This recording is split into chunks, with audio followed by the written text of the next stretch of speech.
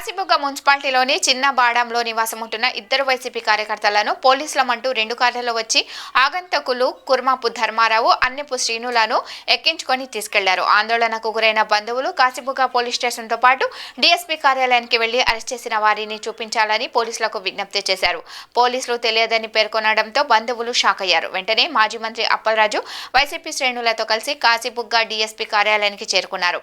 పోలీసులు అరెస్ట్ చేసిన వైసీపీ కార్యకర్తలను చూపించాలని విజ్ఞప్తి చేశారు.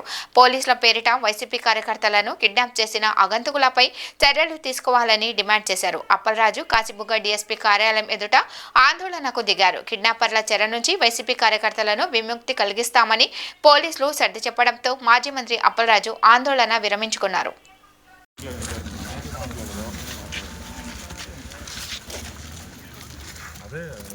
మీరు మనసా స్టేషన్కి వెళ్ళండి. మనసా వాళ్ళు ఇద్దరిని పికప్ చేసినట్టున్నారు. సర్లే వచ్చాను కొంచెం పంపించాను. కిషోర్ వాళ్ళకి పంపించాను.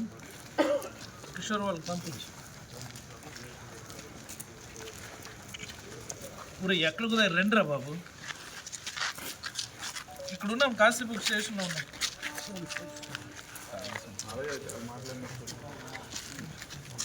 తీసుకొస్తారా? నిజంగా పోలీసులు ఎలా చేస్తారా? పోలీస్ రాజ్యంలో ఎలా ఉన్నారు? డ్రెస్సులు ముందుగా నాకు ఒక 5 నిమిషాలు ముందుగా ఉంటే అక్కడ అయ్యింది సివిల్ డ్రెస్సులు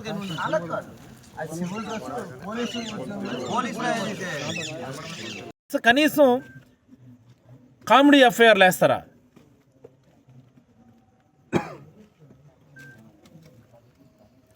అంటే ఎంత రెచ్చగొడుతున్నారంటే అంత రెచ్చగొడుతున్నారు. అసలు ప్రతిదాన్ని మేము నోట్ చేసుకుంటున్నాం. మేము వడ్డీ లెక్కలు రాసుకుంటున్నాం. నేను ఎప్పుడు అంటుంటాను, నేను ఎమ్మెల్యే అయినప్పుడు మంత్రిగా ఉన్నప్పుడు కూడా నో రివెంజ్ ఓన్లీ చేంజ్ అనుకొని చెప్తూ అలా ఉండేవాళ్ళని.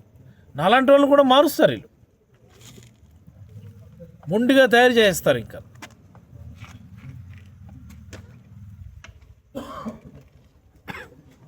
పోలీసులు ఒకటి గమనించాలి, ప్రభుత్వాలు మారుతూ ఉంటాయి. ఇక్కడ మేము విడిచిపెట్టేద్దాం అనుకున్నా జగన్మోహన్ రెడ్డి గారు విడిచిపెట్టేస్తారా?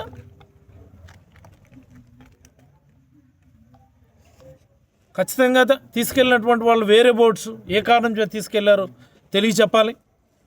అట్లీస్ట్ ముందు ఆ కుటుంబ సభ్యుల కన్నా ఆ సమాచారం తెలియజేయాలని నేనైతే ఈ సందర్భంగా అడుగుతూ, ఇంత అర్ధరాత్రి పోలీస్ స్టేషన్లకు ఎదురుగా కూర్చొని ధర్నాలు చేయటం ఏమి లా అండ్ ఆర్డరు, ఏమి రాష్ట్రం? చంద్రబాబు నాయుడు గారేమో విజన్ 2047 అని మాట్లాడతారు. ఆయన ఏం విజన్ అండి? ఇదా విజన్? ఇది నాకు అర్థం కాదు. మీరు మాట్లాడే మాటలకి మీరు చేసే పనులకి ఏమైనా పొంతన ఉందా? మీరేమో బెంచ్ల మీద పడుకోబెట్టి ట్రీట్మెంట్లు ఇప్పిస్తారు. మాటలు మాత్రం అర్థం కాని మాటలన్నీ డీప్ టెక్నాలజీ, ఆ టెక్నాలజీ, ఈ టెక్నాలజీ. ఏంది ఇది? నాకు అర్థం కాదు. ప్రజల్ని వెర్రోళ్ళు చేస్తూ మాట్లాడే మాటలు అవన్నీ. మీరు మాట్లాడే మాటలకి మీరు చేసే పరిపాలనకి ఏమైనా పొంతనుందా?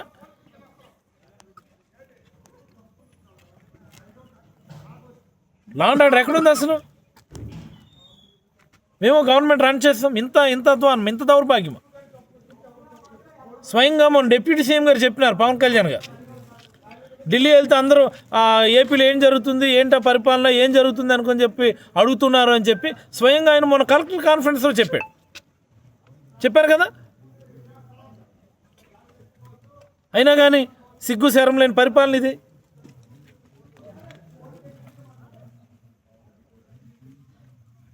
పోలీసులు అయితే తక్షణం వాళ్ళు చేసేటటువంటి పని, వాళ్ళ బాధ్యతను అయితే మాత్రం ఖచ్చితంగా వాళ్ళు ఒకసారి రిమైండ్ చేసుకోవాలి. ప్రభుత్వాలు శాశ్వతం కాదు. ప్రభుత్వాలు మారినప్పుడల్లా ఈ తప్పుడు కేసులు పెట్టినటువంటి పోలీసు మీద చర్యలు తీసుకోవడం మొదలు పెడితే మరి పోలీసు వ్యవస్థలు ఎవరు ఉండరు, పోలీసులుగా కూడా ఎవరు మనగలగలేరు. అలా ఉంది పరిస్థితి. ఇప్పుడు తప్పుడు కేసులు పెట్టిన వాళ్ళని విడిచిపెట్టేస్తామా? రేపు పొద్దున్న వడ్డీకి వడ్డీ వసూలు చేస్తాం కదా. తప్పుడు కేసులు పెట్టినోడు కూడా సమాధానం చెప్పవలసిందే. తప్పుడు కేసులు పెట్టించడానికి ప్రోద్బలం చేసినటువంటి వాళ్ళు కూడా దానికి సమాధానం చెప్పవలసింది. నేనేదో యోగిని, సన్యాసిని, డాక్టర్ని, సో నేను కామ్గా ఉంటాను, నాకు ఇలాంటివన్నీ ఈ ఈ రివెంజ్ పాలిటిక్స్ నాకు వద్దు అనుకునంటే రాజకీయాల్లో కుదరదు. ఇగో ఈ పక్కన ఆయన ఊరుకోరు కదా. ఈ దౌర్భాగ్యం ఎప్పుడు పోతుందో. ఈ ఆంధ్ర రాష్ట్ర ప్రజలు ఏం పాపం చేసుకున్నారో కానీ ఈ దౌర్భాగ్యమైనటువంటి వ్యక్తులు ముఖ్యమంత్రి గాను, మంత్రులు గాను, లేకపోతే ఎమ్మెల్యేలు గాను ఎన్నుకోవడం జరిగింది.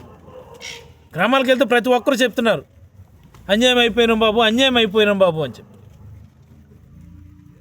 ఇది ఒక పరిపాలన, ఇది ఒక విజను. ఈ బోర్డు విజన్ కోసం అని చెప్పి ఇంత ఆర్భాటం. ధన్యవాదాలు. అక్రమ అరెస్టుల్ని